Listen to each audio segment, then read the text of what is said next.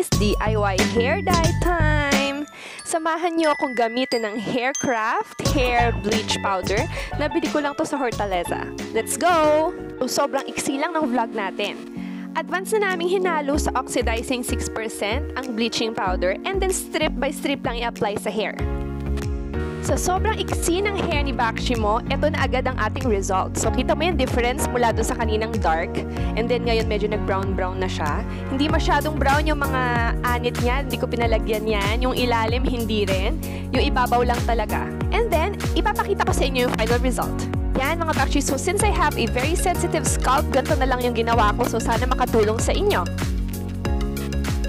Here it goes. Pak! Kita mo na. Actually, mga Bakshis, very simple lang tong ginawa ko, no, na vlog. Gusto ko lang magkaroon ng panibagong color yung ating hair, panibagong dating.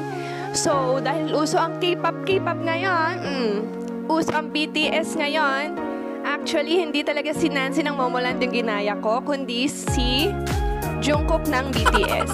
See you sa next vlog. Thanks for watching. Bye!